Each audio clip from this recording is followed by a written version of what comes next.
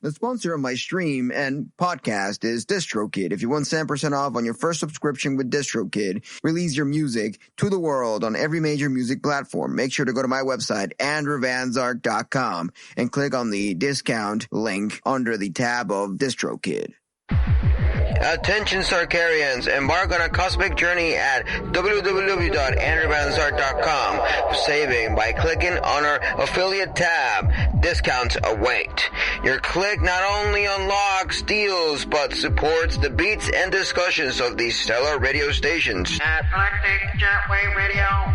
Join the Sith and let the unlimited power of the discounts await you in the shopping. And for you musicians to get a discount on DistroKid, www.andrewvanzark.com, your portal to savings. May the discounts be with you. The information on this podcast is my opinion and some internet research.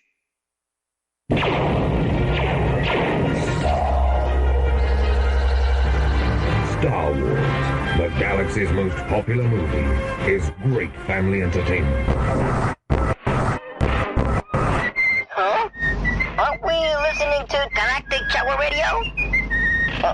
What is this whistling? I'm confused. Hosted by Andrew Van Zark. Now you're listening with power. Thank you. Now we can start listening to the show. I was so confused. May the Force be with you.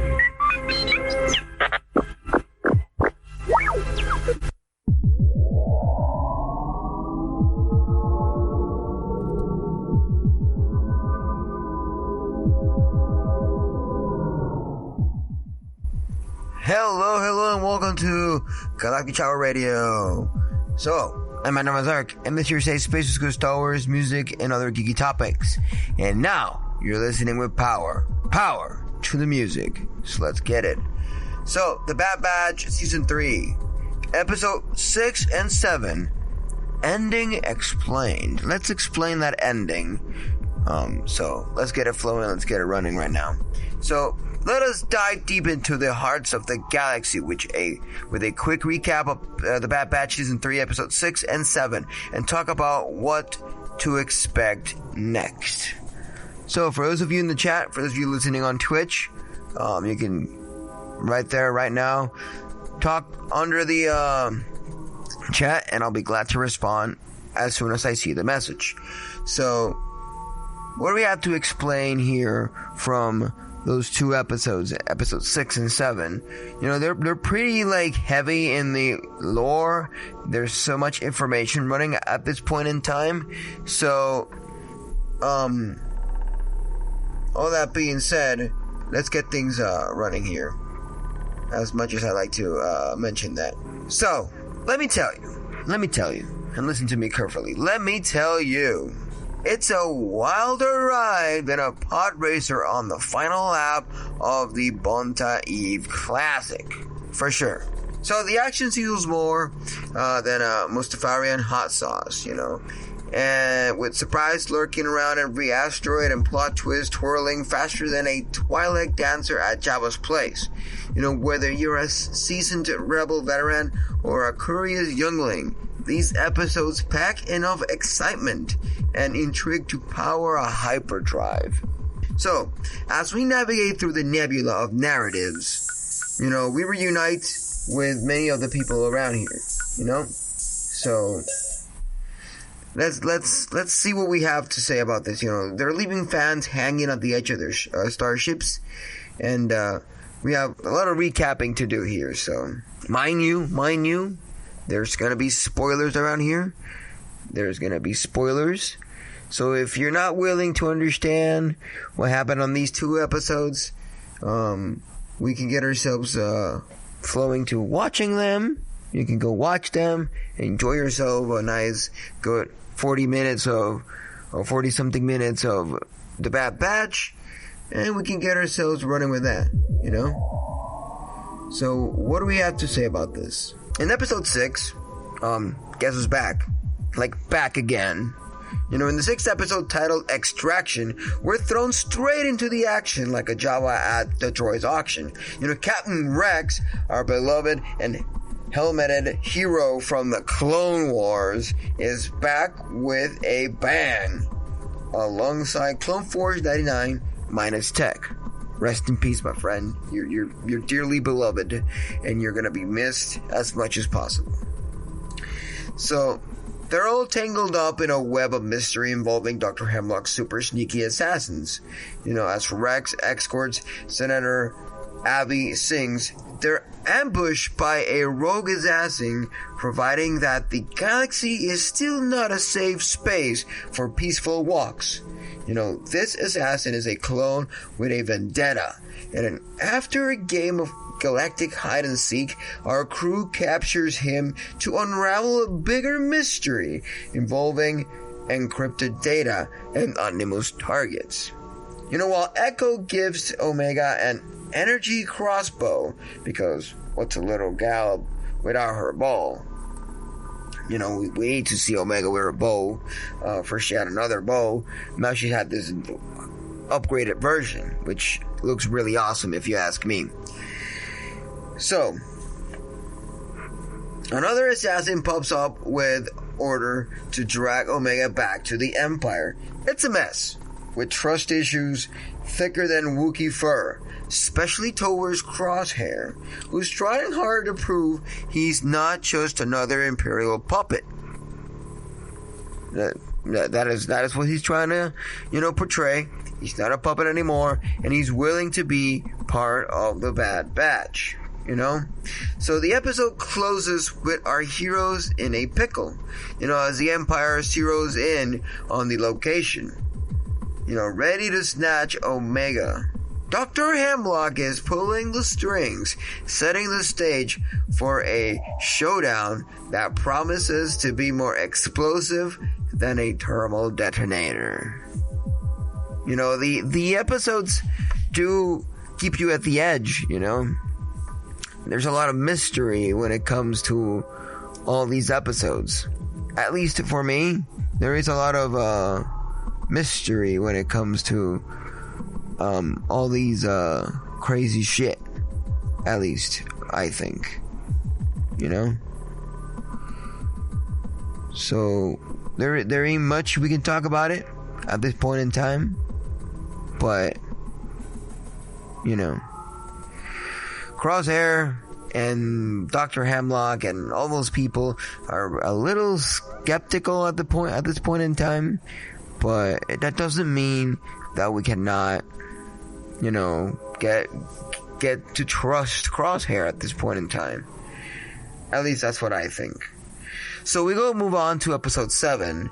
So let's go jungle hopping again. And next up is Extraction, which takes us on a wild ride as Clone Force 99, along with Rex and Hoser, compromises base. Need to make a swift exit thanks to their compromised base. Well, this ends up in a crash landing in a jungle, team bonding over several and mysterious shadow trooper with a vendetta. We still don't know who this trooper is and what this trooper is up to. So the episode is a mixtape of actions and heart to heart, especially with Crosshair, who shares his tale of disillusionment with the Empire. Loyalty, or the lack of thereof, is a recurring theme, making us all wonder if there's a loyalty points system in the galaxy far, far away, Like, do you get more points for being the most loyal? Are we gonna be like the retail shops and be like, hey, if you shop here often, you get loyalty points, you get a discount? Do they get some sort of discount? Do they get a bounty discount and be like, hey, you get me this stuff done, I can give you a discount or a bonus, a loyalty bonus or something, I don't know.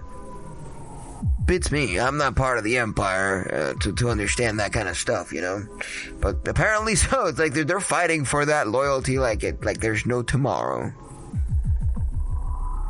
Don't know why, but that's the thing. So,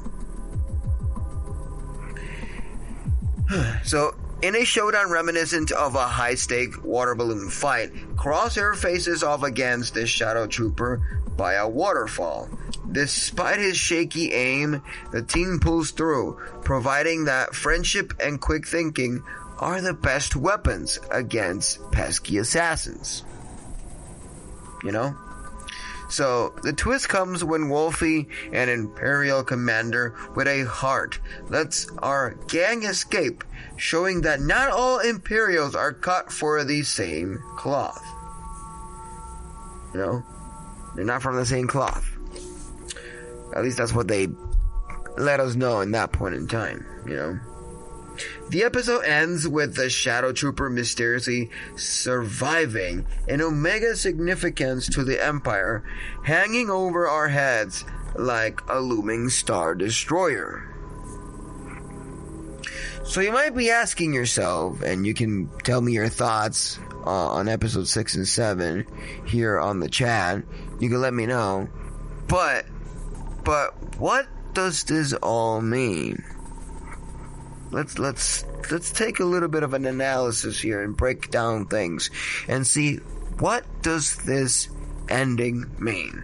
So these episodes are a mix of nostalgia with fan favorites returning and new mysteries unraveling, you know, faster than a pod racer on Bonta Eve.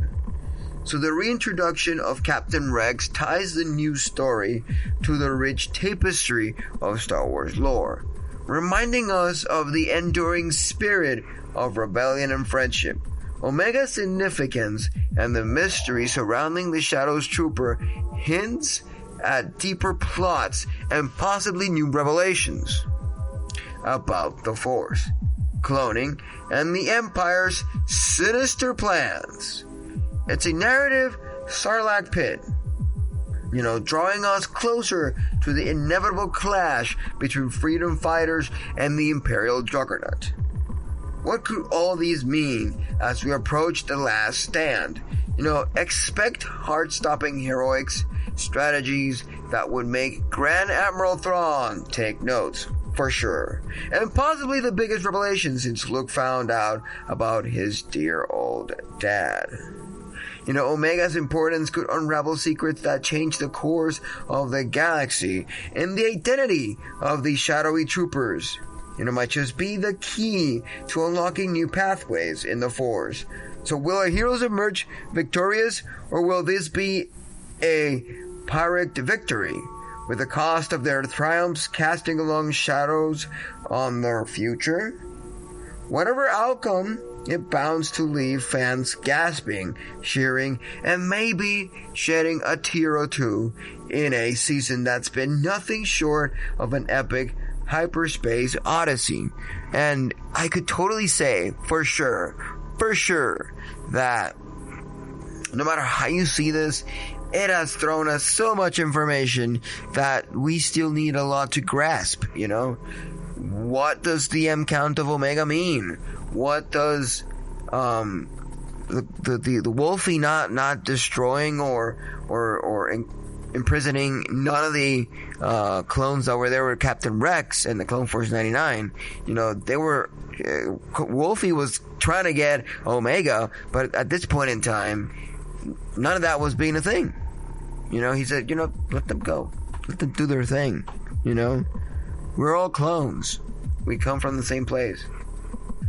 So, those are the things that we're still questioning ourselves in order to understand a bit more, you know, the clones and what all these stories have to do with the Bad Batch, you know, and how this is unveiling to the point where we left off before they even made the Bad Batch, you know, because we know the next story, but what does every of these stuff,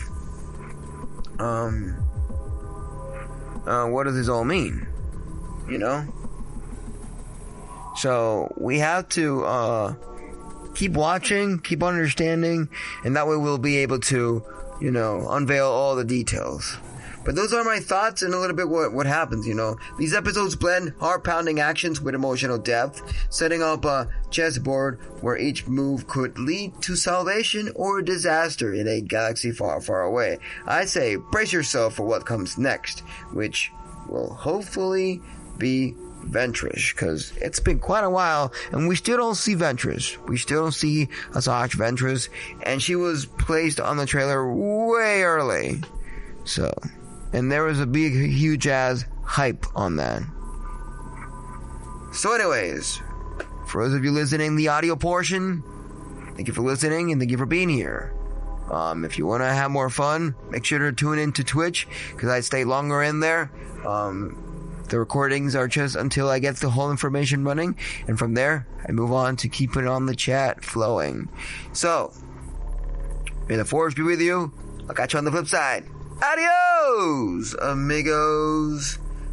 Bye.